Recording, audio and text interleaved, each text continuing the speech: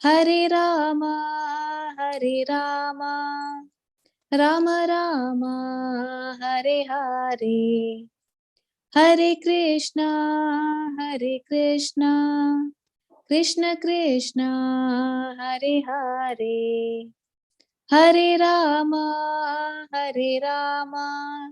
राम राम हरे हरे, हरे कृष्णा कृष्ण कृष्ण हरे हरे, हरे राम राम राम हरे हरे।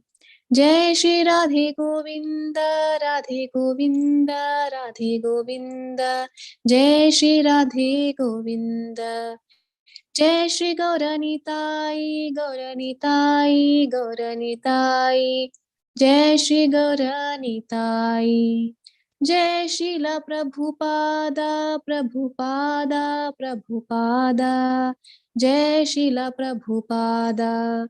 हरि बोल। हरे कृष्ण माता thank ji. You Ashwini माता जी। हरे कृष्णा सभी को। हरे कृष्णा। हरे कृष्णा माता जी। हरे कृष्णा माता जी। सभी को हरे कृष्णा माता जी। हरे कृष्णा माता जी। हरे कृष्णा माता जी। माता जी हरे प्रभु कृष्णा प्रभु माता हरे जी। कृष्णा।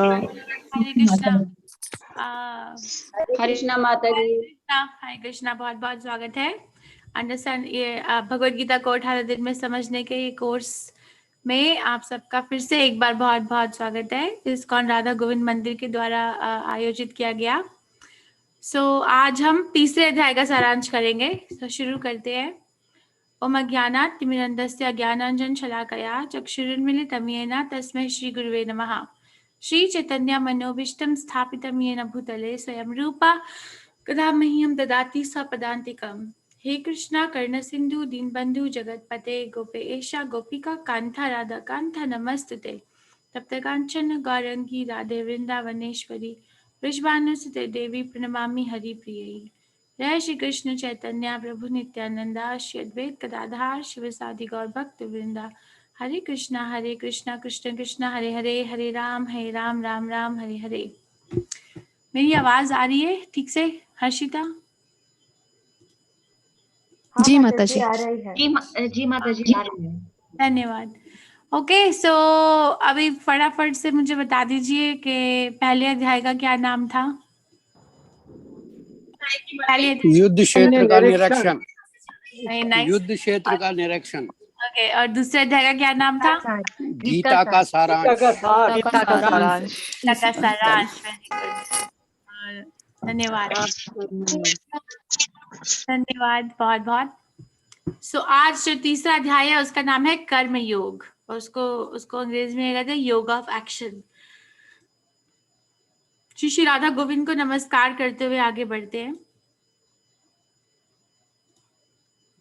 ये हमने कल पढ़ा था कि अर्जुन को युद्ध नहीं लड़ना था, तो उन्होंने क्या तर्क दिए थे और कृष्ण ने उनके क्या उत्तर दिए। अर्जुन ने पहला तर्क दिया था कि दया, और कृष्ण ने फिर उनको ज्ञान योग दिया आत्मा के बारे में कि हम शरीर नहीं है, तुम्हारी दया शरीर के ऊपर है पर हम शरीर है ही नहीं, और कोई आनंद नहीं। अगर मेरे परिवार के सब लोगों की मृत्यु हो जाएगी तो मैं राज्य लेके आनंद कैसे प्राप्त करूंगा। तो कृष्ण ने कर्म कांड का प्रयोग करके अर्जुन को बताया कि आनंद है। अगर कोई क्षत्रिय की मृत्यु होती है धर्म युद्ध में तो उसको स्वर्ग की प्राप्ति होती है, और अगर वो जीत जाएगा तो उसको पूरा राज्य प्राप्त होगा। फिर अर्जुन ने कहा था पाप, और कृष्ण ने उनको कहा था कि स्वल्पम अपि धर्मस्य त्रायते महतो भयात्। इस मार्ग में जरा से भी उन्नति होने में बहुत भयंकर डर से मुक्ति मिल जाती है। और हमने बातचीत की थी कि बहुत भयंकर डर क्या होता है कि मनुष्य योनि मिलने के बाद फिर से पशु या पक्षी योनि, या फिर दोबारा से कोई पेड़ बन जाना। तो उसमें कृष्ण को याद नहीं कर सकते ना। और पारिवारिक परंपराओं का सर्वनाश, अर्जुन ने कहा था, कृष्ण ने कहा था कि पारिवारिक परंपराओं का सर्वनाश तब होगा जब तुम युद्ध नहीं करोगे। कृष्ण सॉरी। तो ये हम आज पढ़ेंगे। तीसरे अध्याय के 24वें श्लोक में कहा कृष्ण ने कि तुम एक प्रेरणा बनो।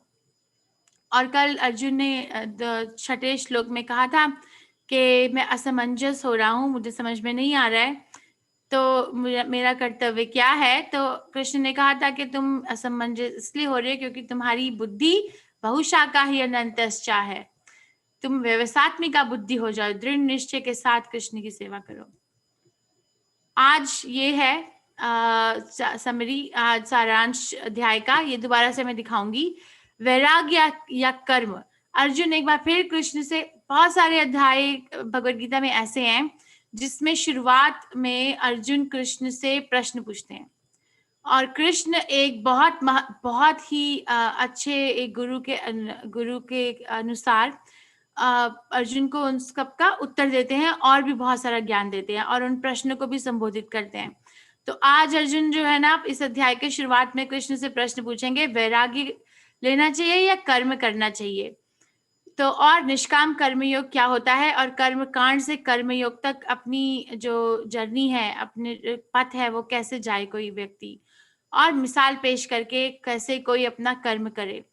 और सबसे बड़ा दुश्मन एक व्यक्ति का होता क्या है, कौन है एक सबसे बड़ा दुश्मन है एक व्यक्ति का। ओके, सो अगर आपको एक ऐसा चित्र दिखाया जाए कि इस दिशा में जाइए, उस दिशा में जाइए, नहीं इस दिशा में जाइए, तो ये चित्र देख के सबसे पहले मस्तिष्क में क्या विचार आएगा? क्या विचार आएगा? आप मुझे चैट में लिख दीजिए कि ऐसा चित्र देखकर किसी व्यक्ति के मस्तिष्क में क्या विचार आएगा? कंफ्यूजन, बहुत बढ़िया। ओके, अभी तक एक ही कन्फिगरिंग क्यों? ओके, मतलब कहाँ जाएं? हाँ, भ्रमित, कंफ्यूज, बढ़िया। द्वंद, कहाँ जाएं? बढ़िया, ठीक है। सो ऐसा देखेंगे तो कहाँ, किस डायरेक्शन में, किस दिशा में जाना है, मेरी दिशा कौन सी है। तो अर्जुन का भी कुछ बहुत बहुत धन्यवाद कृष्णा, बहुत बहुत धन्यवाद।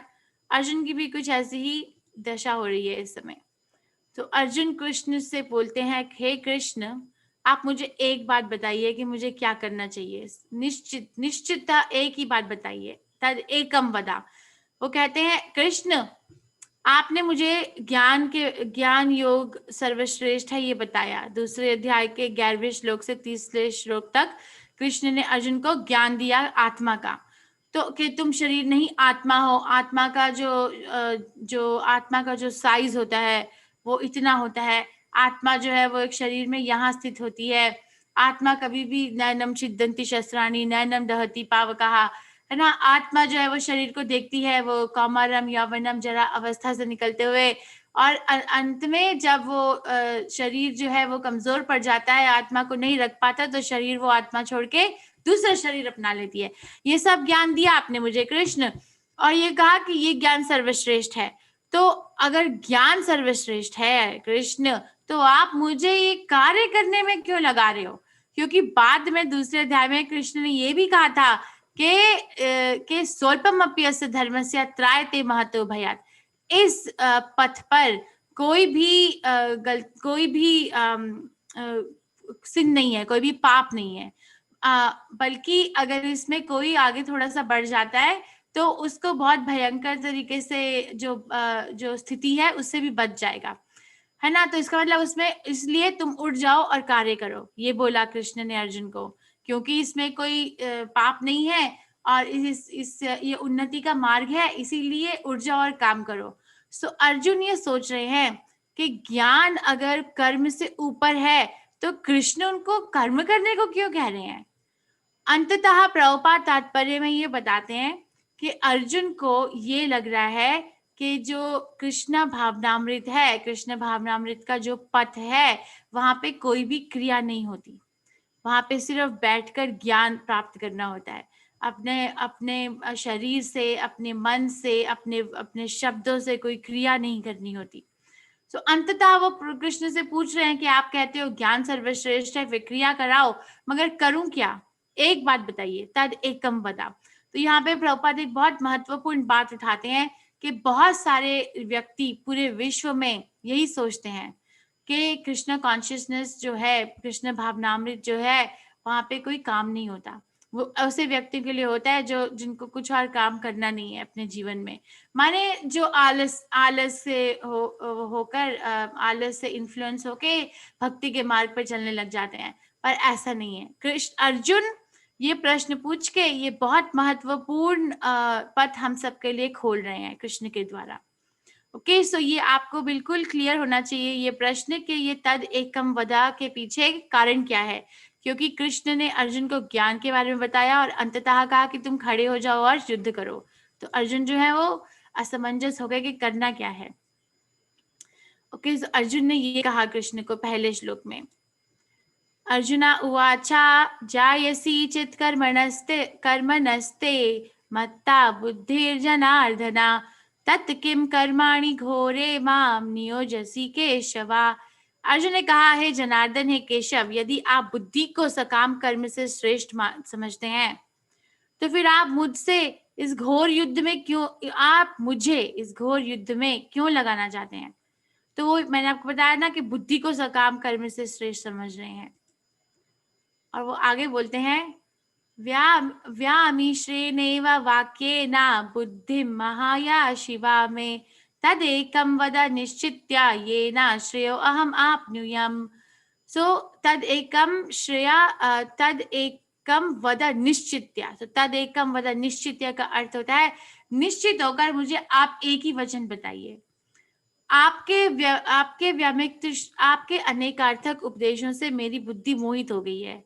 अंततः कृपा करके निश्चय पूर्वक मुझे बताएं कि इनमें से मेरे लिए सर्वाधिक श्रेयस्कर क्या होगा।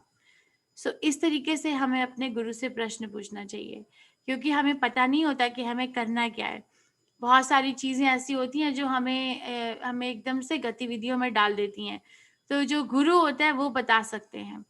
अगर एक बहुत बोनाफाइड गुरु है, एक ऐसे गुरु हैं जो एक परंपरा से उन्होंने खुद शिक्षा प्राप्त की है अपने गुरु से, तो वो पारंपरिक जो तात्पर्य है उस शास्त्र का वो हमें दे सकते हैं। तो कृष्ण जो है वो तो सबके गुरु हैं, जगत गुरु हैं। कृष्ण को तो जगत गुरु कहते हैं। तो इस प्रकार से हमें अगर किसी व्यक्ति को ऐसे प्रकार के प्रश्नों का उत्तर चाहिए तो उसे गुरु की आवश्यकता होती है। सो कृष्ण अब उसका उत्तर देंगे।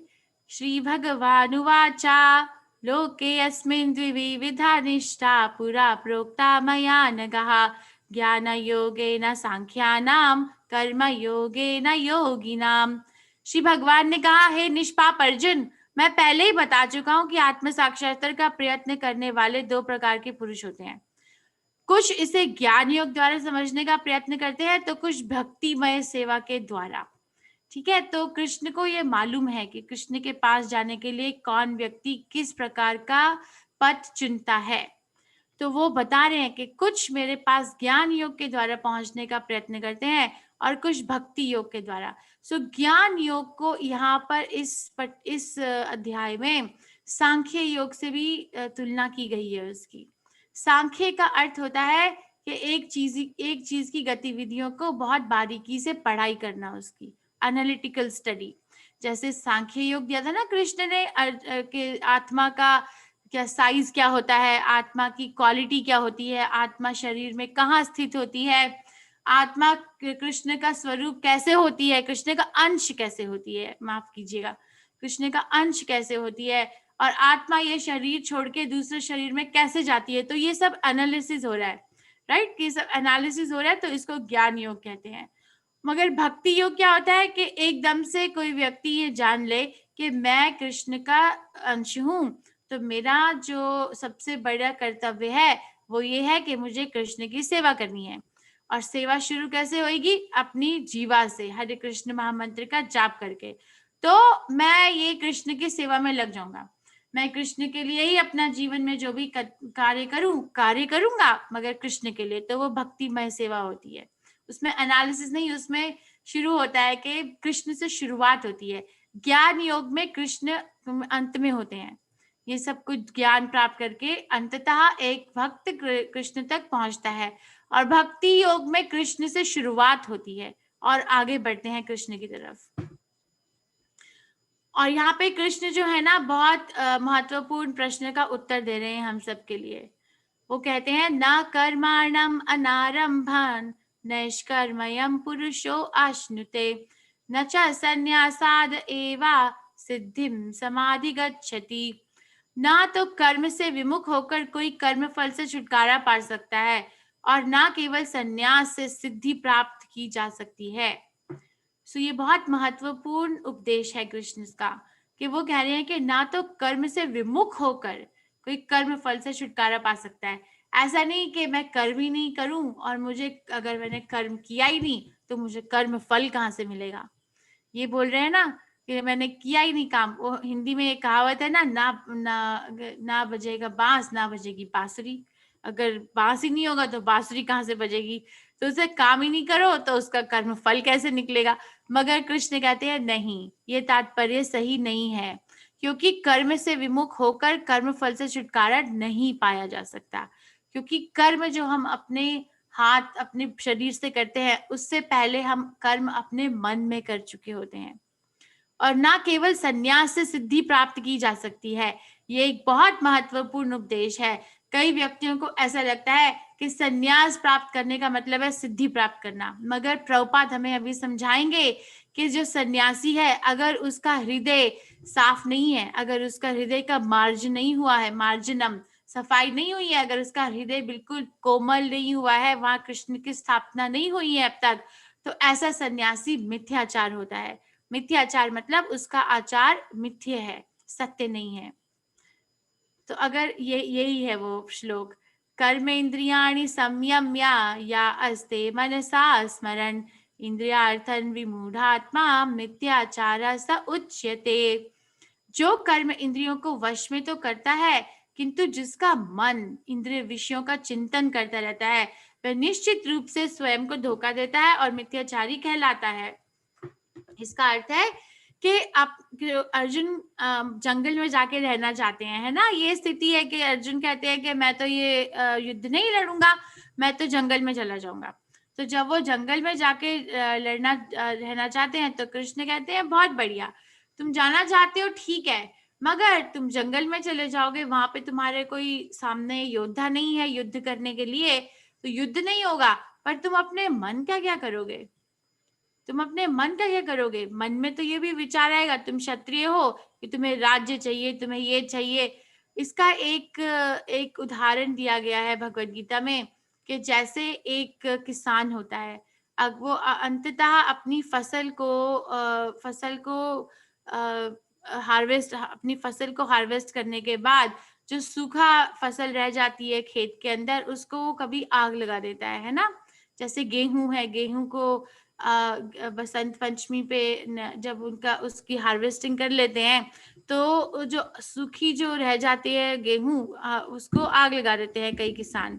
तो ठीक है, आग लगा दी तो ऊपर जो धरती है उसके ऊपर तो गेहूं का कोई भी पौधा नजर नहीं आ रहा, मगर धरती के नीचे उसकी जो जड़ें हैं होती है ना, तो वो जड़ें तो रह गई ना। तो जैसे ही कोई मौसम बदलेगा, वो जड़ जो है उससे फिर से वो बाहर एक पौधा निकल के आ जाएगा। तो वो कृष्ण कह रहे हैं, तुम सन्यास ले लोगे तो तुम जो है ना ये इंद्रियों को वश में कर लोगे, क्योंकि वहां कोई है ही नहीं युद्ध करने का। पर अपने हृदय का क्या करोगे? जो तुम्हारे हृदय में इतनी जो विचार जड़े हुए हैं कि मुझे राज्य चाहिए, मुझे ऐसे रहना चाहिए, मुझे वैसे रहना चाहिए, उसका क्या करोगे? तो अगर कोई व्यक्ति सिर्फ बाहर से संन्यास लेता है, पर उसके हृदय में ऐसे विचार रह जाते हैं, तो वह मिथ्याचारी कहलाता है। ऐसा सन्यासी, प्रभुपाद तात्पर्य में बताते हैं, तो ऐसा सन्यासी एक सोसाइटी के ऊपर एक बहुत भार बन जाता है। सन्यासी जो होता है, बाकी जो भी आश्रम के व्यक्ति होते हैं, जैसे ब्रह्मचारी, वानप्रस्थ या फिर इवन गृहस्थ, उनके द्वारा उसकी पूजा होनी चाहिए। हमें एक सन्यासी को अपने घर में बहुत सादर और सम्मान से उनका वेलकम करना चाहिए और उनसे कृष्ण भावनामृत के बारे में प्रश्नोत्तर करना चाहिए। पर अगर कोई ऐसा सन्यासी हो जो सन्यास ले ताकि उसके जो शिष्य हैं उसको खूब सेवा कर सकें, तो वो सही बात नहीं है, वो मिथ्याचारी सन्यासी होगा। जैसे यहाँ पे इन बाबा जी को बहुत सम्मान के साथ ठीक है, मगर एक सन्यासी को बीड़ी पीने की क्या आवश्यकता है? अगर उन्होंने इंद्रियों को वश में कर लिया तो उन्हें इस ऐसी चीज की क्या आवश्यकता हो गई। ठीक है, तो अभी तक हमने क्या पढ़ा? अभी तक हमने पढ़ा कि अर्जुन ने कृष्ण से ये प्रश्न पूछा कि मैं कर्म करूं या क्या मैं ज्ञान योग की तरफ बढ़ूं, क्योंकि उन्हें लग रहा है कि ज्ञान योग में कोई कर्म नहीं होता। तो ज्ञान योग और कर्म दो अलग चीजें लग रही हैं, कि मैं संन्यास ले लूं और ज्ञान योग की तरफ प्रवृत्ति करूं, या फिर मैं कर्म करूं और आपकी तरफ बढ़ूं। तो अगर हम कोई कर्म करते हैं और कृष्ण की तरफ बढ़ते हैं तो ऐसे कर्म को कर्म योग कहा जाता है। तो फिर उसके बाद में कृष्ण ने कहा दोनों ठीक है, क्योंकि दो प्रकार के भक्त होते हैं। जो एक ऐसा भक्त होता है जो मेरी तरफ ज्ञान योग के पथ की तरफ आता है, की तरह से आता है, और दूसरा होता है जो भक्ति योग से आता है। मगर दोनों में से सर्वश्रेष्ठ है भक्ति योग, क्योंकि अगर किसी का मन बिल्कुल साफ नहीं हुआ है और उसके मन में अभी भी इच्छाएं हैं इंद्रियां भोग करने की, चाहे वो शरीर से इंद्रिया भोग नहीं कर रहा पर उसके मन में इच्छा है, तो ऐसा सन्यास जो है वो मिथ्याचारी होगा। मगर उसके तुलना में ऐसा व्यक्ति जो ये इस श्लोक में कृष्ण ने बताया वो सर्वश्रेष्ठ है। यस्त्वे इंद्रियाणि मनसा नियमारभते अर्जुना कर्मेंद्रिया कर्म योगम असक्ता सा विशिष्यते। दूसरी ओर यदि एक ईमानदार व्यक्ति मन से सक्रिय इंद्रियों को नियंत्रित करने की कोशिश करता है और कर्म योग कृष्ण भावनामृत में बिना आसक्ति के शुरू करता है, वह बहुत सर्वश्रेष्ठ है। तो कृष्ण ने ऐसे सन्यासी के तुलना में एक ऐसा व्यक्ति रख दिया जो ईमानदार है, जो सक्रिय इंद्रियों को नियंत्रित करने की कोशिश करता है। सक्रिय मतलब काम करता है, अपने इंद्रियों से कार्य करता है, क्रिया करता है, और क्रिया करने से अपनी इंद्रियों को वश में करने की कोशिश करता है, प्रयास करता है। वह व्यक्ति उस ऐसे सन्यासी से सर्वश्रेष्ठ होता है। ये भगवान ने खुद बोला है। ये राजा प्रताप रुद्र हैं। राजा प्रताप रुद्र की कथा चैतन्य चरितामृत में आती है कि राजा प्रताप रुद्र चैतन्य महाप्रभु के एक बहुत बड़े भक्त थे। वह चैतन्य महाप्रभु के दर्शन के लिए बहुत तत्पर रहते थे। तो उन्होंने चैतन्य महाप्रभु को एक अनुवेद भेजा कि चैतन्य महाप्रभु मैं आपके दर्शन करना चाहता हूँ। तो चैतन्य महाप्रभु ने उन्हें वापस भेजा, वापस उनको मैसेज भेजा कि मैं एक सन्यासी हूँ, मैं ऐसे व्यक्ति के दर्शन नहीं कर सकता जो इस भौतिक जगत के कार्यों में लीन है, तो राजा मुझे माफ कीजिए। तो इससे ना प्रताप राजा के मन को थोड़ी ठेस पहुंची। तो जो चैतन्य महाप्रभु, मगर वो जानते थे अपने हृदय में कि ये राजा मेरा बहुत बड़ा भक्त है। तो चैतन्य महाप्रभु के जो सेवक थे उन्होंने राजा को एक सुझाव दिया कि जगन्नाथ रथ यात्रा के समय चैतन्य महाप्रभु बाहर आएंगे, तो तुम उस समय चैतन्य महाप्रभु के दर्शन थोड़ी दूर से कर लेना। अब राजा प्रताप रुद्र तो राजा थे उड़ीसा के, तो वही जगन्नाथ रथ यात्रा की स्थापना करते थे, हर साल वही आयोजित करते थे। और वो पूरा आयोजन करने के बाद उनको सबसे अच्छी सेवा क्या लगती थी जगन्नाथ की, कि जगन्नाथ के आगे झाड़ू लगाना। जैसे जगन्नाथ का रथ आता है तो आगे भक्त लोग झाड़ू लगाते हैं, सफाई करते हैं, पानी डालते हैं, फूल डालते हैं ताकि भगवान आगे आ सके। तो उनको वो सेवा सबसे अच्छी लगती थी, तो वो सेवा कर रहे थे। और चैतन्य महाप्रभु दूर से देख के उनकी प्रशंसा कर रहे थे अपने मन में कि इतना बड़ा राजा है मगर वो फिर भी जगन्नाथ के आगे इतनी ईमानदारी से काम कर रहा है कि मैं कुछ भी नहीं हूँ। ठीक है, तो ऐसा व्यक्ति अच्छा, ज्यादा सर्वश्रेष्ठ है। अभी ये भरत महाराज की कथा आती है 5वें स्कंद में श्रीमद् भागवतम के। देखिए भरत महाराज जो है ना वो भाव भक्ति स्टेज पर थे, भाव भक्ति तक पहुंच गए थे। भक्ति के 9 स्टेजेस होते हैं और भाव भक्ति जो है वो 8वां स्टेज होता है। बहुत ऊंचे स्टेज, बहुत ही ऊंची गति पे पहुंच चुके थे भरत महाराज। और भरत महाराज इतने कृष्ण में लीन हो गए थे कि उन्होंने अपना राज्य अपने पुत्रों को अपनी को त्याग को देकर वो जंगल में आके परिपूर्ण कृष्ण भावनामृत में अपना समय व्यतीत करते थे। मगर किसी प्रकार से उनका मन एक छोटे मृग की तरफ खिंच गया। तो एक उसकी मृग की माता की हत्या की मृत्यु हो गई थी, क्योंकि एक शेर ने बहुत जोर से दहाड़ा था, तो उस डर से उसकी माता की मृत्यु हो गई और ये मृग बच्चा जो था उसका जन्म हुआ, ये सब कुछ भरत महाराज के सामने हुआ। तो भरत महाराज उस छोटे से मृग को अपने घर में लेके आ गए, अपने भजन कुटीर में, और फिर वो उसकी देखरेख करने लगे। तो ये इसके इस उदाहरण से कृष्ण हमें ये सिखाना चाहते हैं कि हम चाहे जंगल में चले जाएं, मगर हम अपने इंद्रियों को वश में चाहे कर भी ले कि राज्य नहीं है, अच्छा खाना नहीं है, सुंदर मतलब कुछ फेस्टिवल्स नहीं है, उत्सव नहीं है, मगर एक मृग की तरफ ही हृदय खिंच जाएगा।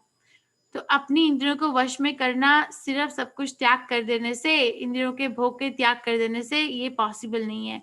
देखो, भरत महाराज कभी भी अपने स्थान से कभी हिले नहीं।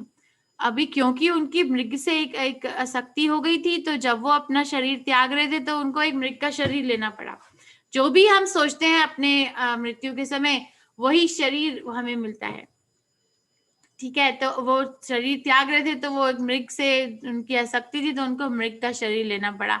मगर मृग का शरीर लेने के बाद भी भरत महाराज को ये याद रहा कि उनको ये मृग का शरीर क्यों मिला। ठीक है, तो अभी अपने कृष्ण भावनामृत से कभी भी नहीं गिरे। कृष्ण भावनामृत से गिरने की परिभाषा होती है कृष्ण को भूल जाना, मगर भरत महाराज कभी नहीं भूले। तो भरत महाराज के द्वारा ये हमें एक तात्पर्य मिलता है कि हमें कितना विचलित, कितना हमें अटेंटिव रहना पड़ेगा, कितनी एकाग्र बुद्धि रखनी पड़ेगी कृष्ण भावनामृत में। और ये बहुत महत्वपूर्ण श्लोक है, 9वां श्लोक, इसको याद कर लेना चाहिए कि अभी तक बता दिया कि सबसे सन्यासी है और जो कर्मयोगी है। तो जो सन्यासी ऐसा है जिसके इंद्रियों में विषय तो नहीं है, मगर उसके इंद्रियों में इच्छा अभी भी बाकी है मन में, तो उससे सर्वश्रेष्ठ जो है वो कर्मयोगी है। तो अब कृष्ण 9वें श्लोक से ये बताना शुरू करते हैं कि ऐसे कर्मयोगी को कर्म करना कैसे चाहिए, क्योंकि ये भी तो पता होना चाहिए ना कि ऐसा व्यक्ति कर्मयोगी है जो अपने परिवार का बहुत अच्छे से देख रेख कर रहा है, जो अपने जो देश में जहाँ वो रहता है वहां के वो टैक्सेस भर रहा है, जो अपना कार्य है ऑफिस का कहीं का भी वो बहुत ईमानदारी से कर रहा है, वो कर्मयोगी है या कौन है कर्मयोगी। तो अब कृष्ण यहाँ से बताना शुरू करते हैं कि अगर कोई व्यक्ति कर्मयोगी है तो वो किस प्रकार से कर्म करता है। यज्ञार्थात् कर्मणो अन्यत्र लोकोऽयं कर्म बंधना तदर्थम कर्म कौन्तेय मुक्ता संगा समाचरा। श्री विष्णु के लिए यज्ञ रूप में कर्म करना चाहिए। यज्ञ अर्थात का अर्थ होता है यज्ञ का अर्थ, मतलब यज्ञ करने के बाद जो भी उसका फल आएगा, अर्थ आएगा, वो कृष्ण के लिए करना चाहिए। कर्मणो अन्यत्र, अगर हम अन्य तरीके से कोई कर्म करें, अगर हम ऐसा कर्म करें जिससे अंततः हम कृष्ण को अर्थ नहीं दें उस यज्ञ का, लोको अयम कर्म बंधना, मतलब ऐसा कर्म जो है वो हमें इस लोक से बांध देता है। तदर्थम कर्म कौन्तेय मुक्ता संगा समाचरा, इसीलिए हे कुंती पुत्र ऐसे कर्म करना चाहिए जो हमें इस संसार से मुक्ति प्राप्त करे। कर्म करो मगर कर्म का फल नहीं मिले। श्री विष्णु के लिए यज्ञ रूप से कर्म करना चाहिए, अन्यथा कर्म के द्वारा इस भौतिक जगत में बंधन उत्पन्न होता है। अंतः है कुंती पुत्र, उनकी प्रसन्नता के लिए अपने नियत कर्म करो, इस तरह तुम बंधन से सदा मुक्त रहोगे। तो कर्म करो मगर इस तरीके से कि कर्म का फल नहीं मिले, अंततः कर्म का फल कृष्ण को जाए और मुझे मुक्ति मिल जाए। क्योंकि 8वें अध्याय में कर्म की परिभाषा बताई गई है। कर्म की परिभाषा कृष्ण 8वें अध्याय में क्या बताते हैं, ऐसा कर्म करना जिससे एक आत्मा को फिर से एक भौतिक शरीर मिल जाए, उसे कर्म कहते हैं। मगर कर्म योग क्या होता है, कर्म योग की परिभाषा होती है कि कर्म करो मगर भौतिक शरीर नहीं मिलेगा, दोबारा कृष्ण के पास जाने का मौका मिल जाएगा, आध्यात्मिक शरीर मिल जाएगा। तो ये जो चित्र है ये 7वें स्कंद श्रीमद् भागवतम से है। 7वें स्कंद श्रीमद् भागवतम में ऐसी एक 4 अध्याय हैं, 12, 13, 14 और 15, 12, 13, 14, 15, हाँ 7वें स्कंद भागवतम में। उसमें क्या होता है कि युधिष्ठिर महाराज नारद मुनि से, युधिष्ठिर महाराज को जब राजा बनाया गया महाभारत के युद्ध के बाद, तो वो नारद मुनि से प्रश्नोत्तर करते हैं कि नारद मुनि आप मुझे बताइए कि मैं किस तरीके से ये राज्य को मैं देखूं, मैं उसका निरीक्षण करूं, ताकि कृष्ण को इसका योगेश्वर बनाया जाए, कि मैं कर्म करूं मगर कृष्ण की संतुष्टि के लिए कर्म करूं। आप मुझे बताइए। तो नारद मुनि युधिष्ठिर महाराज को फिर उपदेश देते हैं कि 4 जो है सोशल ऑर्डर्स क्या है, 4 स्पिरिचुअल ऑर्डर। सोशल ऑर्डर होते हैं ये ब्रह्मचारी, गृहस्थ और सन्यास और वानप्रस्थ, ये आश्रम है, ये स्पिरिचुअल ऑर्डर है। सॉरी, सोशल ऑर्डर होते हैं ब्राह्मण, क्षत्रिय, वैश्य, शूद्र। ये 4 सोशल ऑर्डर, इनमें 4 विभाग कैसे हैं, और 4 स्पिरिचुअल ऑर्डर। और उसके बाद में एक आइडियल फैमिली लाइफ कैसी होती है, एक परिवार आइडियल कैसा होता है, ऐसा परिवार, इसका मुझे आप उपदेश दीजिए कि मैं अपने परिवार को कैसे ऐसे चलाऊं जिससे कृष्ण की संतुष्टि हो। तो ये मैं अध्याय आजकल पढ़ रही थी, तो बहुत नारद मुनि ने एकदम स्पष्ट उपदेश दिए हैं कि एक परिवार के अंदर एक व्यक्ति का कैसे उसका आदान प्रदान होना चाहिए ताकि कृष्ण की संतुष्टि हो। तो ऐसे होते थे हमारे नेता। पहले समय में ऐसे नेता होते थे जो एक वैष्णव से उपदेश लेते थे। पहले नेतागिरी करने से पहले उपदेश लेते थे कि मैं किस प्रकार से करूं कि कृष्ण की संतुष्टि हो। ऐसा नहीं कि आजकल के नेता कि मैं किस तरीके से नेतागिरी करूं ताकि मेरी संतुष्टि हो, बाकी सब जाए भाड़ में जाए। ऐसा नहीं होता था, वो कृष्ण की संतुष्टि नहीं है। इसीलिए तो इतनी हमें चीजें, इतनी हमारे जीवन काल में मुश्किल आती है, क्योंकि हमारे नेता हमें सही दिशा नहीं दिला सकते, क्योंकि उन्हें खुद ही नहीं मालूम होता। मगर युधिष्ठिर महाराज ऐसे नेता नहीं थे, ऐसे राजा नहीं थे। ओके, और ये एक उदाहरण यज्ञ अर्थात करने का कृष्ण ने खुद दिया है इस अध्याय में। ये एक उदाहरण है। कृष्ण कहते हैं कि हमें अपना कर्तव्य करना चाहिए, और कर्तव्य जो है, हमारे कर्तव्य जो हैं हर एक आश्रम में, वो कहाँ से मिलते हैं? वेदों से। वेद का अर्थ होता है ऐसी पुस्तक जिसमें ज्ञान हो, उसका अर्थ वेद है। वेद का अर्थ ये होता है ज्ञान की पुस्तक। और कृष्ण कहते हैं कि वेद जो है वो मुझसे आते हैं। कृष्ण ने ब्रह्मा के हृदय में वेदों का ज्ञान दिया था, तो वेद कृष्ण से आते हैं, और वेदों में हमें हमारे कर्तव्य की परिभाषा मिलती है। और अगर कोई व्यक्ति वेदों में जो निश्चित परिभाषा है उसके अकॉर्डिंगली अपना कर्तव्य करता है, तो उस कर्तव्य को सैक्रिफाइस या यज्ञ कहा जाता है, क्योंकि वो कृष्ण के मार्ग के द्वारा किया गया है, और वही यज्ञ की परिभाषा होती है। ऐसा कार्य करना जो कृष्ण के अनुकूल हो, प्रतिकूल चीज नहीं। तो ये बात हमें वेदों से मालूम चलती है। और वेदों के कारण, जैसे यहाँ पे कृष्ण ने उदाहरण दिया कि अन्न को कैसे उगाएं, क्योंकि सारी जो जीव जंतु हैं वो अन्न पे निर्भर होते हैं। उनका शरीर जो है डायरेक्टली या इनडायरेक्टली अन्न पे निर्भर होता है। तो जैसे अन्न उगाना है, तो ये कर्तव्य वेद में बताया, वेद कृष्ण से आए। और अगर कोई व्यक्ति ये कर्तव्य करता है तो वो यज्ञ कर रहा है, क्योंकि वो कृष्ण के अनुकूल है। और ऐसे यज्ञ से वर्षा का जन्म होता है, और वर्षा आने के बाद अन्न की उत्पत्ति होती है। अन्न की उत्पत्ति आने के बाद जो हम बहुत नाना प्रकार के व्यंजन बना सकते हैं। अब व्यंजन बना दिए, इसका मतलब ये कि सीधा हम खा लें? नहीं, क्योंकि ये सारी की सारी जो हमें ज्ञान मिला वो वेद से मिला, जो कृष्ण से आए। तो अंततः जो भी उसका फल आया, अन्न आने के बाद जो भी हमने नाना प्रकार के व्यंजन बनाए, वो दोबारा से कृष्ण को भोग लगाने चाहिए।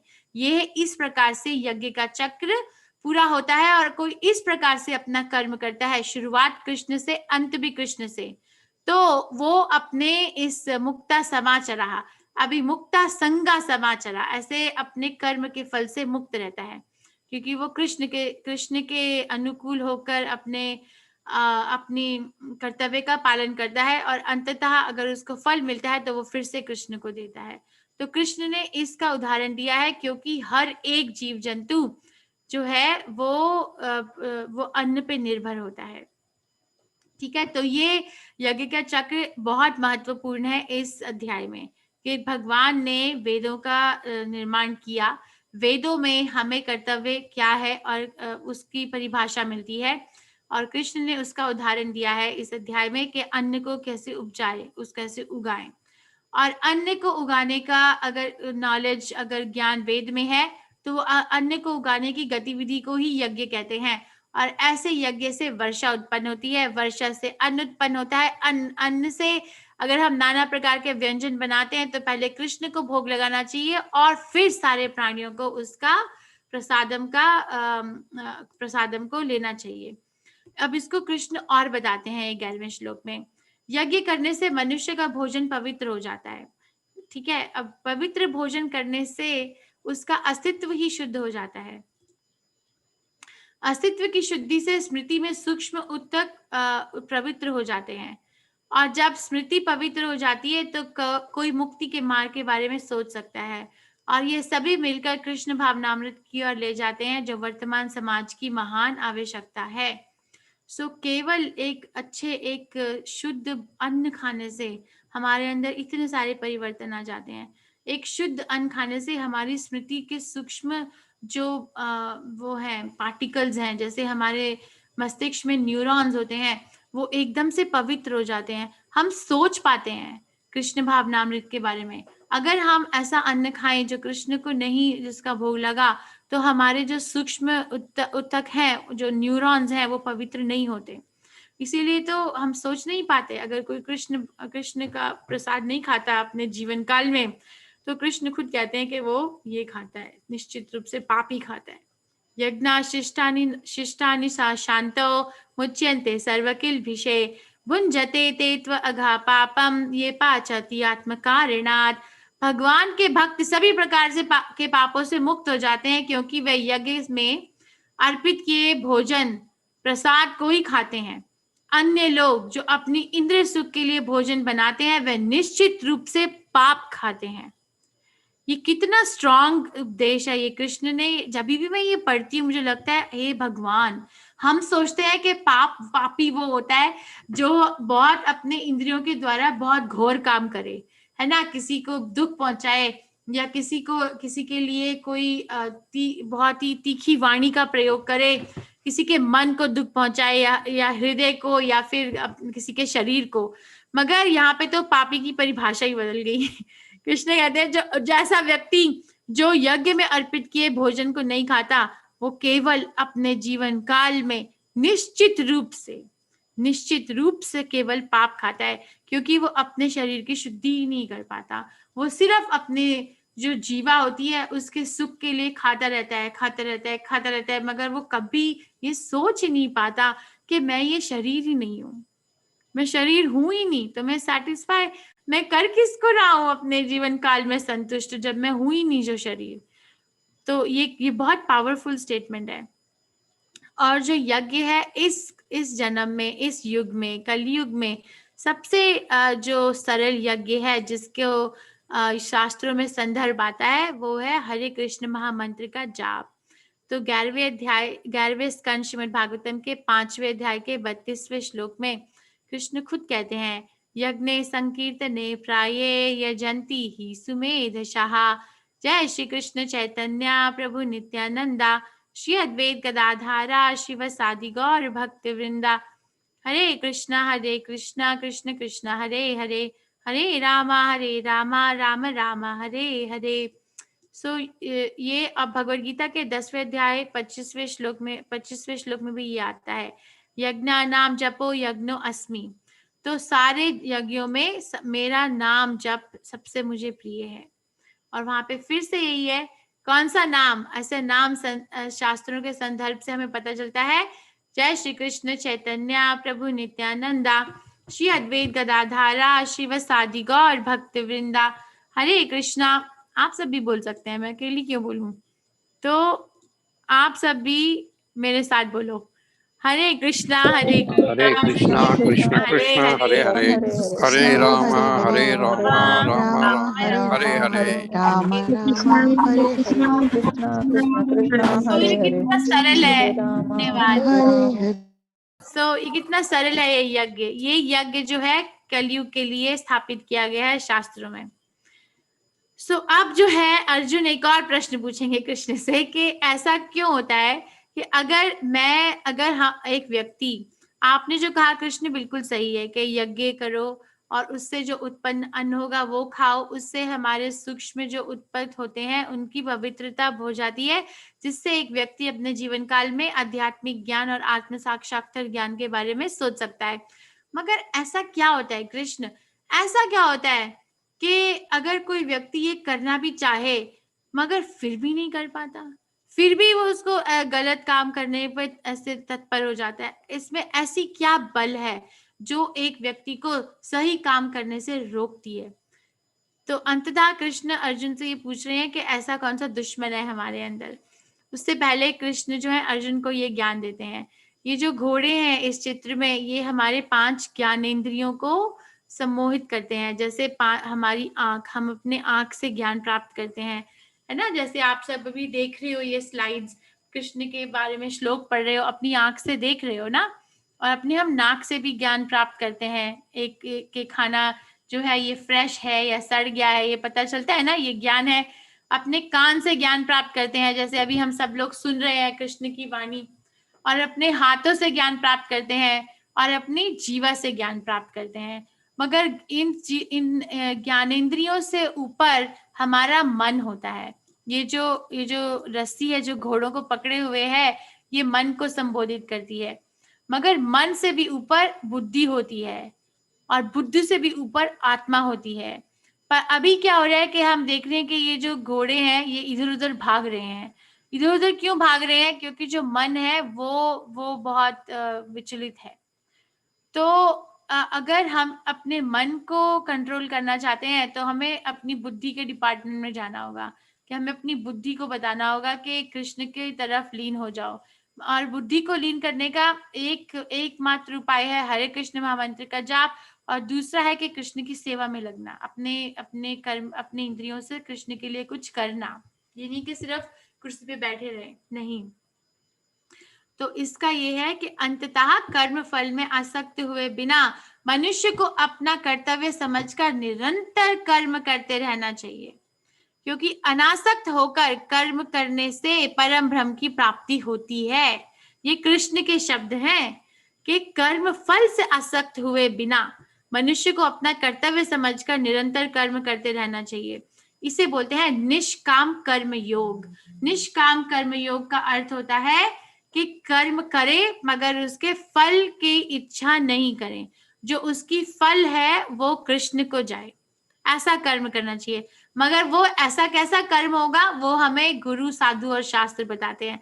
अपने मन से नहीं सुनना चाहिए, क्योंकि मन जो है वो विचलित है। अगर कोई बोले, जैसे कि कोई वो है, जैसे बुचर है, जैसे जो जानवरों की हत्या करते हैं ताकि जानवरों का जो मांस है वो बेच सके, है ना, वो हत्या करते हैं जो बुचर। तो वो सोचे कि अच्छा मेरा कर्म है एक जानवर की हत्या करके उसका मांस बेचना। ऐसा नहीं होता। ऐसा इसीलिए हमें गुरु की आवश्यकता होती है कि हमें ये चेक करना चाहिए, ये कंफर्म कर लेना चाहिए कि जो मैं सोच रहे हैं हम अपने बारे में कि ये कर्म है और ये कर्म का जो फल है ये कृष्ण को दें तो ये कर्म योग हो जाएगा, ये निष्काम कर्म योग होगा। तो ये गुरु से चेक कर लेना चाहिए, शास्त्रों से भी चेक करना चाहिए और बाकी जो साधु संत होते हैं उनसे भी। ओके, ऐसा नहीं कि अपने मन में जो आया वही करे। और अब जो है कृष्ण अर्जुन को प्रोत्साहन देते हैं एक बार फिर से कि उनको युद्ध करना चाहिए। अभी कृष्ण ने एक बार बता दिया अर्जुन को कि तुम जंगल में जाना चाहते हो, ठीक है जाओ, मगर अपने इंद्रियों की जो इच्छा है मन में उसका क्या करोगे? फिर कृष्ण ने कहा कि सबसे अच्छा है कि तुम कर्म योग करो, तुम क्षत्रिय हो, अपना कर्म करो और उसका जो फल आएगा वो मुझे दे दो, तो इससे तुम्हें कोई पाप नहीं मिलेगा। ठीक है। और दोबारा आप कृष्ण अर्जुन को ये प्रोत्साहन देते हैं कि उन्हें युद्ध करना चाहिए, क्योंकि वो अर्जुन जो है वो एक नेता के रूप में है पूरी सोसाइटी के लिए। और एक नेता जो होता है वो उदाहरण पेश करता है बाकी लोगों के लिए सोसाइटी में। सो यदि यद आचरति श्रेष्ठा सत्वे देवतरो जनाः यह स यत् प्रमाणम कुरुते लोकोस्तव अनुवर्तते। महापुरुष जो आचरण करता है सामान्य व्यक्ति उसी का अनुसरण करते हैं। वह अपने अनुसरणीय कार्यों से जो आदर्श प्रस्तुत करता है, संपूर्ण विश्व उसका अनुसरण करता है।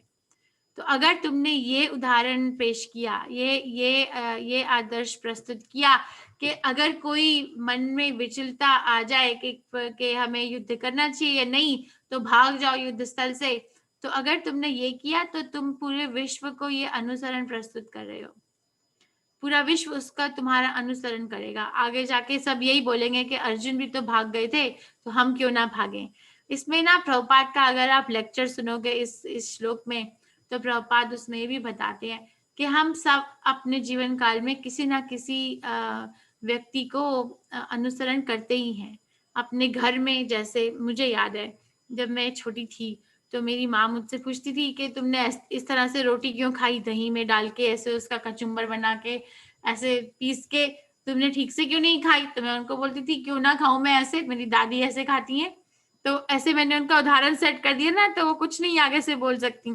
तो इसी तरीके से आप सब भी अपने जीवन में ये सोच सकते हो कि आपने किस किस व्यक्तियों का अनुसरण किया, क्योंकि ये हमारी एक नेचुरल इंक्लिनेशन, ये हमारा एक प्रवृत्ति है, नेचुरल प्रवृत्ति है कि हम किसी अपने से बड़े का आचरण करें, बड़े का अनुसरण करें। तो कृष्ण अर्जुन को ये कह रहे हैं कि तुम ऐसा उदाहरण मत प्रस्तुत करो, ऐसा आदर्श मत प्रस्तुत करो। और कृष्ण अपना उदाहरण देते हैं। ये इसका उत्तर है, कृष्ण अर्जुन ने ये तर्क दिया था कि परिवार की परंपरा नष्ट रहेगी अगर मैं ये युद्ध करूं। तो कृष्ण उसका अभी उदाहरण देते हैं कि ऐसा नहीं होगा। ये अपना उदाहरण देते हैं। वो कहते हैं उच्छिदेव इमेलो के नाकुर्यम कर्मसिद्ध अहम शंकरस्या कृताश्यम उपाहन्यम इमा प्रजा। यदि मैंने निर्धारित कर्तव्यों का पालन नहीं किया तो ये सभी संसार नष्ट हो जाएंगे। मैं अवांछित आबादी पैदा करने का कारण बनूंगा और मैं भी जीवित प्राणियों की शांति को नष्ट कर दूंगा। तो कृष्ण कहते हैं कि अगर मैंने अपने निर्धारित कर्तव्यों का पालन नहीं किया तो अवांछित आबादी पैदा होगी। ऐसा नहीं कि मैंने अपने निर्धारित कर्तव्यों का पालन किया तो वर्ण संकर होगी, नहीं, तो वर्णाश्रम की स्थापना होगी। और अगर नहीं किया तो होगा। और यही हमने देखा कि युद्ध हुआ महाभारत का, और युधिष्ठिर महाराज को उन्होंने राज्य को कितने अच्छे से कृष्ण के अनुकूल होकर उन राज्य को बढ़ाया, और सारे लोग बहुत अच्छे से कृष्ण भावनामृत की तरफ आगे जाते थे, क्योंकि उनका राजा भी ऐसा ही था, भक्त। और यहाँ पे हम देखते हैं कि कृष्ण जो है, कृष्ण के लिए कोई लोक में कोई कार्य नहीं है, कृष्ण जो है वो भगवान है। मगर फिर भी हम देखते हैं कि कृष्ण ने ऐसी लीलाएं की, ये गोवर्धन पर्वत को उठाया, ये कार्य ही है ना एक तरह से। तो गोवर्धन पर्वत को उठाया ताकि सब लोगों को, वृंदावन वासियों को एक शरण मिल सके, क्योंकि इंद्र का प्रकोप से बचाना था सबको। तो क्या हुआ सबका, फिर क्या हुआ, सब जो व्यक्ति थे, जो जानवर थे, सबकी आसक्ति कृष्ण की तरफ और बढ़ गई। तो कृष्ण की तरफ किसी व्यक्ति की आसक्ति बढ़ जाती है तो वो कभी भी कोई भी ऐसा कार्य नहीं करता अपने मन से, अपने शरीर से या अपने वचनों से जिससे कुछ कृष्ण के प्रतिकूल हो, नहीं। तो कृष्ण जो है वो तो शुभ लाते हैं हर जगह। तो कृष्ण के पास जाने से कभी भी कोई गलती नहीं होती, कभी गलती नहीं है कृष्ण के पास जाने से। मतलब इस अध्याय में, इस श्लोक में कृष्ण एक ऐसे सिचुएशन का उदाहरण दे रहे हैं जहाँ पे चलो ठीक है, कोई तो भक्त हो गया और उसको ये निष्काम कर्म योग का ज्ञान दे दिया तो उसने वो मान लिया।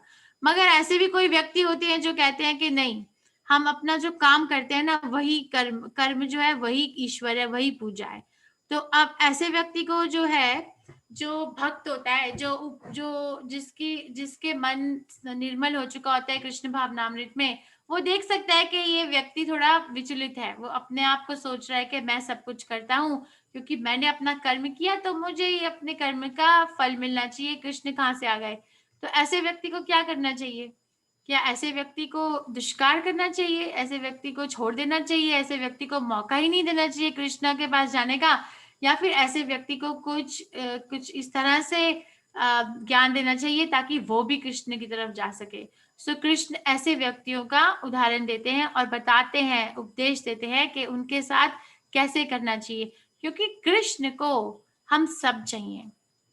कृष्ण को एक एक प्राणी वापस चाहिए अपने पास, एक एक प्राणी, ना सिर्फ मनुष्य बल्कि पशु पक्षी और बाकी जो भी योनियां हैं, इतनी सारे जो पानी के अंदर इतनी मछलियां रहती हैं, 9 लाख योनियां हैं मछलियों की शास्त्रों के अनुसार, वो भी वापस चाहिए। जो देवी देवता के रूप में योनियां हैं वो भी वापस चाहिए, सब वापस चाहिए। तो कृष्ण ने एक बहुत बड़ा प्लान बनाया हुआ है। सो कृष्ण ये कहते हैं, न बुद्धि वेदम जनयेद अज्ञानम कर्म संगीनाम जोशयेद सर्व कर्माणि विद्वान युक्ता समाचरन्।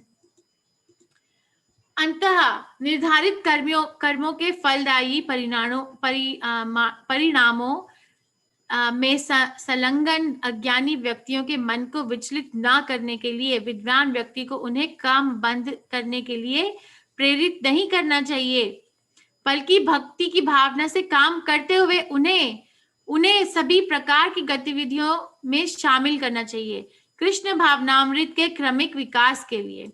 तो इसका एक उदाहरण यहाँ पे है कि देखो, अगर मैं आपको ये बताऊं कि ये किसान है, वो अपनी खेती कर रहे हैं, या फिर ये व्यक्ति है जो इतनी ऊपर जाके ये जो नारियल का पेड़ है उसके ऊपर जाके नारियल तोड़ रहे हैं। अब ये जो किसान है वो ये सोचते हैं कि अंततः जब मेरी खेती हो जाएगी तो बहुत अन्न आएगा, अन्न को मैं बेचूंगा और बेचने से मुझे अर्थ मिलेगा और उस अर्थ से मैं अपनी इंद्रियों का भोग करूंगा। तो उसमें कृष्ण का उन्होंने नहीं सोचा है ना। या फिर ये व्यक्ति है जो ऊपर जाके ये नारियल पानी के बेचने के लिए नारियल तोड़ रहे हैं, तो वो ये सोचते हैं कि इतनी गर्मी का मौसम है, मैं ठंडा ठंडा नारियल पानी बेचूंगा, उससे मुझे बहुत सारा अर्थ मिलेगा, उससे मैं अपनी इंद्रियों का भोग करूंगा। अभी आप वहां पे चले गए, आपको अब कृष्ण भावनामृत के बारे में ज्ञान है, तो आप क्या कहोगे कि नहीं नहीं, ये खेती करना तुम्हारा बिल्कुल बेकार है, तुम कृष्ण की तरफ नहीं जा रहे, बंद करो खेती, ऐसा कहोगे? कृष्ण कहते हैं नहीं, ऐसा नहीं कहना चाहिए।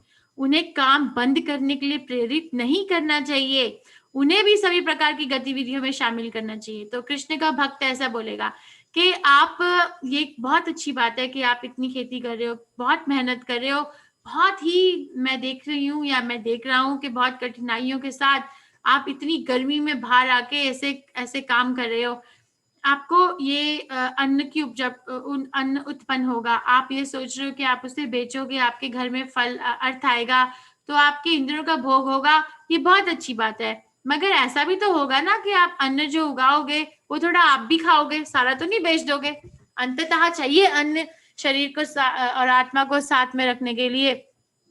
तो आप ऐसा क्यों नहीं करते कि जो आप अन्न जो उगाओगे और जो अपने घर में रखोगे, तो उसमें से थोड़ा अन्न जो आप बनाओगे अपने घर में, वो कृष्ण को भोग क्यों नहीं लगा देते?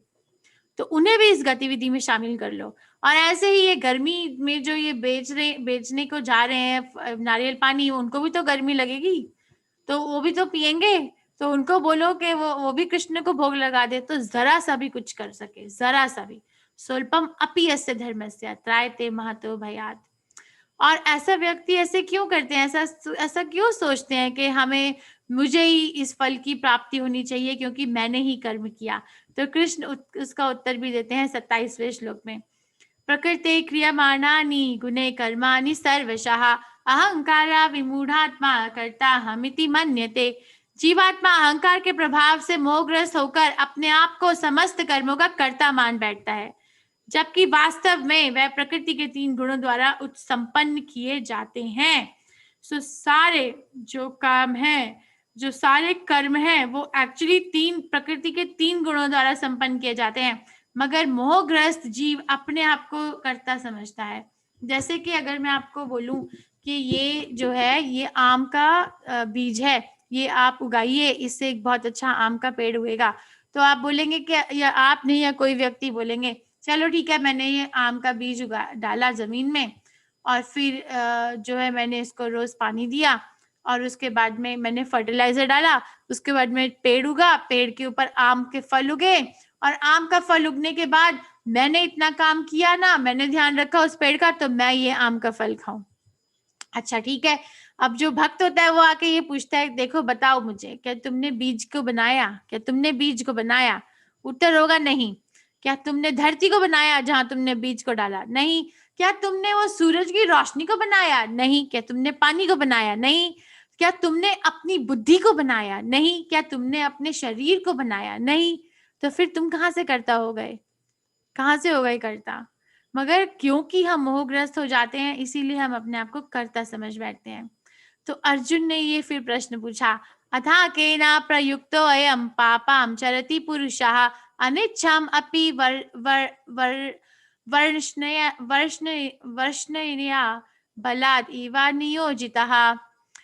अर्जुन ने कहा, हे वृणिवंशी, मनुष्य ना चाहते हुए भी पाप कर्मों के लिए प्रेरित क्यों होता है? ऐसा लगता है कि उसे बलपूर्वक उसमें लगाया जा रहा हो। सो अनिच्छा मतलब ना चाहते हुए भी, ना इच्छा करते हुए भी, और बलात् मतलब बलपूर्वक ऐसा काम करना जो पाप कर्म है। ऐसी प्रेरणा कहाँ से आती है कृष्ण? तो कृष्ण उसका उत्तर देते हैं ऐसे, धूमेनाव्रियते वाहनी यथार्दर्शो मलेन च यथोल्बेनावृतो गर्भस्तथा तेनेदम आवृतम। जिस प्रकार अग्नि धुएं से, दर्पण धूल से अथवा भ्रूण गर्भाशय से आवृत रहता है, उसी प्रकार जीवात्मा इस काम की विभिन्न मात्राओं से आवृत रहता है। तो कृष्ण कहते हैं ये काम होता है। काम मतलब कृष्ण आत्म इंद्रिय तृप्ति वांछा तारो नाम काम। काम इंग्लिश में इसको कहते हैं लस्ट, कि ऐसी इच्छा जो कृष्ण से प्रतिकूल हो, अनुकूल नहीं हो, उसे काम कहते हैं।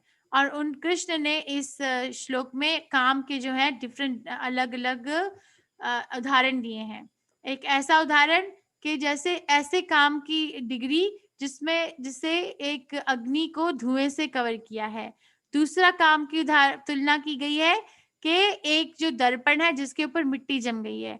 तीसरा है तुलना कि एक बच्चा जो अपने माँ के गर्भ में है। तो ऐसा जो ये जो है जिसमें धुएं को आग से धुआं ढका हुआ है, इसे मनुष्य योनि से तुलना की जाती है कि मनुष्य योनि में हम सब के अंदर कृष्ण भावनामृत प्राप्त करने की अग्नि होती है। मगर वो धुआं जो होता है वो 3 गुणों से या फिर जो भी अपने मनोबल से या जो भी बुद्धि भ्रष्ट होने से कवर हो जाता है। पर धुएं को हटा के आग को निकाल सकते हैं, है ना?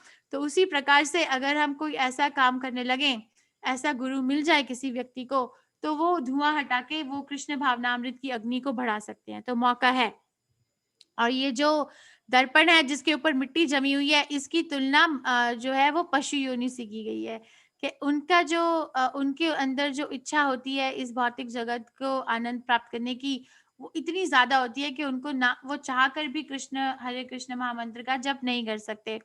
और ये जो तुलना है जिसमें एक बच्चा गर्भ के अंदर फंसा है, इसकी तुलना पेड़ों से की गई है कि पेड़ों के अंदर इतनी एक आत्मा को पेड़ का शरीर तब मिलता है कि उसकी जो काम वासना होती है कृष्ण के प्रतिकूल इतनी ज्यादा होती है कि उसको फिर खड़ा कर दिया जाता है कि तुम खड़े रहो हजारों साल तक। तो उसमें वो कृष्ण भावनामृत के लिए बहुत बहुत बहुत कठिन हो जाता है ऐसा ऐसा शरीर मिलके। तो कृष्ण बोलते हैं, तस्मात् त्वम इंद्रियाणि अदौ नियमा भरतश्रवः पापानां प्रजह्येनम ज्ञाना विज्ञान नाशनम। इसलिए है भारतवंशियों के में श्रेष्ठ अर्जुन, प्रारंभ में ही इंद्रियों को वश में करके इस पाप का महान प्रतीक काम का दमन करो और ज्ञान तथा आत्मा साक्षात्कार के इस विनाशकर्ता का वध करो। सो ये प्रारंभ क्या है? प्रारंभ में ही कहा ना कृष्ण ने, प्रारंभ में ही इंद्रियों को विष में करो। तो प्रारंभ हमने कल पढ़ा था दूसरे अध्याय में। प्रारंभ कहाँ से होता है? वो ध्यायते विषयान पुंसः, जब हम अपने विषयों, अपने इंद्रियों के विषयों का ध्यान करने लगते हैं, वहां से प्रारंभ हो जाता है काम वासना की उत्पत्ता। काम वो बढ़ता रहता है, बढ़ता रहता है, बढ़ता रहता है फिर आगे जाके। तो वहां पे ही हमें सोच लेना चाहिए कि ओ ये गलत विचार आ रहा है, ये कृष्ण की तरफ मुझे नहीं लेके जाएगा। जैसे मैंने आपको कल एक उदाहरण दिया था कि चाट पापड़ी खाने चलते हैं या फिर 10 साड़ियां हैं अलमारी के अंदर, 11वीं भी खरीदने चलते हैं। तो वो एकदम से जो एक भक्त होता है ना, वो अपने एक दूसरे लोगों से उसकी चर्चा करता है कि देखो मेरे अंदर ये विचार आ रहा है, मगर ऐसा लग रहा है कि ये कृष्ण के अनुकूल नहीं है। तो वो विचार में ही खत्म कर दिया। ओके, इंद्रियाणि परानि आहुर इंद्रियाभे परम मनः मनस्तु परा बुद्धि यो बुद्धे परस्तु सहा। काम करने वाली इंद्रियां सुस्त पदार्थ से बेहतर होती हैं, मन इंद्रियों से ऊंचा है, बुद्धि अभिमान अभी भी मन से ऊंची है, और आत्मा बुद्धि से भी ऊंचा है। सो इसमें क्या होता है कि हमें अपने बुद्धि और अपने मन और अपने इंद्रियों से इस कृष्ण की तरफ जाना होता है, मगर उसमें भी ऐसे होता है कि कौन किससे बड़ा है। इंद्रियों से ऊपर काम करने वाली इंद्रियां जो होती हैं वो सुस्त पदार्थ से ऊंची होती है, तो समझ में आ गया।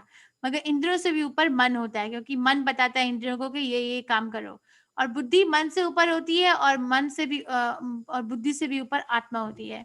उसका ये उदाहरण मैं देती हूँ, ये नवनिष्ठ प्रभु बहुत अच्छे से समझाते हैं कि अगर कोई दैहिक स्तर पे स्थापित है व्यक्ति, तो उसको ये मालूम है कि सिर्फ मैं एक ध्येय हूँ, और इस मेरे जीवन का उद्देश्य है कि मैं अपने देह का आनंद उठाऊं। तो ऐसा व्यक्ति किसी भी समय कुछ भी गलत काम करने से नहीं रुकेगा, क्योंकि उसको लगता ही है कि मैं हूं ही एक देह, तो मुझे करना ही यही सब कुछ है। तो वो सोमवार का दिन दोपहर में भी जाके ये मांस ये मदिरा का सेवन करेगा, या फिर ये पिएगा, बीड़ी पिएगा। मगर अगर कोई उससे ऊपर होता है, जो इंद्रियों के स्तर पे स्थापित होता है व्यक्ति, तो उसका भी मन करता है कि वो ये सब कुछ करे, पर वो समय देखता है कि देखो ये समय नहीं है। नवनिष्ठ प्रभु इसका उदाहरण देते हैं कि फॉर एग्जाम्पल कि अगर देखो सोमवार के दोपहर के 12 बजे हुए हैं, तो बाहर आया ये इंद्रियों स्तर वाला व्यक्ति, और उसको 2 दुकानें नजर आई, एक है जूस की दुकान और दूसरी ऐसी दुकान जहाँ पे मदिरा बिकती है, अल्कोहल बिकता है। तो वो उसका मन होता है कि वो उधर जाए, अपनी आंख के कोने से देखता है कि मुझे ना ये मदिरा पीने की दुकान में जाना है, मगर फिर वो समय देखता है कि नहीं नहीं, ये अभी समय नहीं है, अभी मुझे यहाँ पे तो शुक्रवार की शाम को जाना चाहिए, सोमवार की दोपहर को नहीं। तो वो जूस की दुकान पे चला जाता है, क्योंकि उसको मालूम है कि इंद्रियों की तृप्ति करने के लिए अर्थ चाहिए, अर्थ चाहिए, तो अर्थ कमाने के लिए इंद्रियों को काम भी तो करना चाहिए। पर ऐसे करते करते करते कोई व्यक्ति मानसिक स्तर पे आ जाता है, मानसिक स्तर पे आके एक व्यक्ति ज्ञान प्राप्त करने को बहुत उत्पन्न हो जाता है, तो वो ये सोचता है कि क्या मैं शरीर हूँ, क्या इंद्रियां हूँ, नहीं मैं मन हूँ। तो ऐसे व्यक्ति को ना किताब पढ़ना या फिर क्लासिकल म्यूजिक सुनना, ऐसी चीजें बहुत पसंद होती हैं, वो ज्ञान मेंटल प्लेटफॉर्म पे। मगर प्रज्ञात्मक स्तर बुद्धि के प्लेटफॉर्म पे बहुत कम ऐसे व्यक्ति पहुंच पाते हैं, जो ये सोच पाते हैं कि मैं ना तो देह हूं, ना ही इंद्रियां हूं, और ना ही मन हूं। अभी पता नहीं होता कि मैं कौन हूं, मे बी मैं आत्मा हूं, मे बी आत्मा हूं, ऐसा है, मगर मैं ये सब तो नहीं हूं। तो मेरे जो जीवन है उसका उद्देश्य होना क्या चाहिए, जब मैं शरीर हूं ही नहीं, मैं इंद्रिया हूं ही नहीं, मैं मन हूं ही नहीं, तो मेरा उद्देश्य क्या होना चाहिए। तो ऐसा व्यक्ति ना ऐसे फिर फिलोसॉफिकल किताबें पढ़ना शुरू करता है, और ऐसे व्यक्ति को गुरु की आवश्यकता होती है।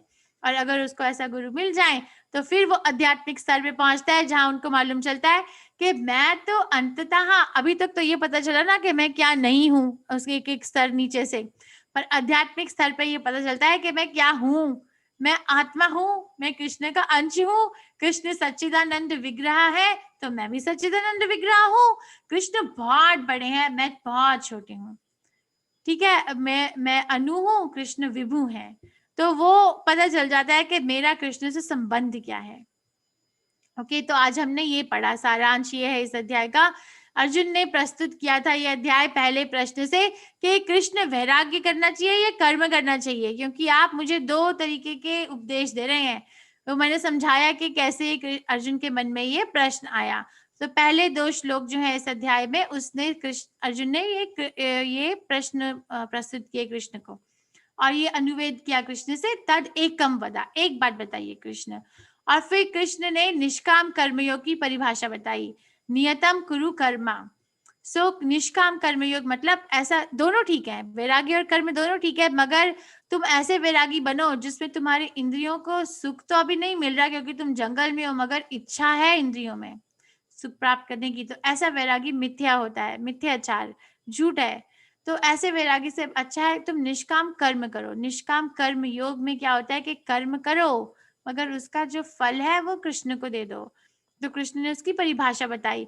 फिर कर्म कांड से कर्मयोग की तरफ जो हमारा पथ है वो स्थिर किया कि ऐसा व्यक्ति जो अभी भी ये नहीं मानता कि मुझे कर्म करके कृष्ण को फल देना चाहिए, वो मानता है कि मुझे कर्म करके फल का भोग खुद करना चाहिए, तो उसको कैसे कर्मयोग के पथ पे लाया जाए। तो मैंने आपको उदाहरण दिया, वो एक जो किसान थे वो खेती कर रहे थे, या फिर वो जो व्यक्ति थे जो नारियल पानी बेचने के लिए, नारियल तोड़ने के लिए इतने बड़े पेड़ पे चढ़े हुए थे, तो उनको भी आप बोल सकते हो कि आप कृष्ण के लिए थोड़ा सा भोग लगा सकते हो।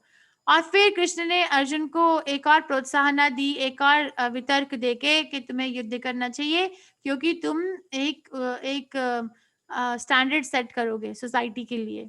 बाकी सब तुम्हें यद यद आचरति श्रेष्ठा, बाकी सब तुम्हें तुम्हारा अनुसरण करेंगे।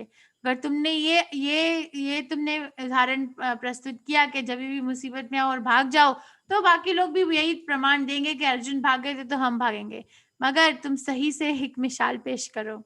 ओके। और फिर अंततः अर्जुन ने कृष्ण से ये प्रश्न पूछा कि अगर मैं एक सही काम करना भी चाहूं पर फिर भी क्यों नहीं होता, अनिच्छम बलाद, फिर भी ऐसा क्यों नहीं होता, ऐसा कौन सा दुश्मन है। तो कृष्ण ने बताया कि सबसे बड़ा दुश्मन इहा वेरिणम, मतलब होता है कि सबसे बड़ा दुश्मन क्या है, काम भावना। और काम भावना की परिभाषा क्या है, ऐसा कर्म करना जिससे हम अपने इंद्रियों का भोग करें, कृष्ण की इंद्रियों का नहीं, तो वो सबसे बड़ा दुश्मन होता है। और कृष्ण ने ये उपदेश दिया कि शुरुआत में ही ऐसी भावना को खत्म कर देना चाहिए। और मैंने आपको बताया कि ये शुरुआत कहाँ से होती है, ध्यायते विषयान पुंसा, सोचने से शुरुआत हो जाती है काम भावना को और बढ़ाने के लिए। ठीक है, तो आज हमने ये पढ़ा। अगर कोई प्रश्न है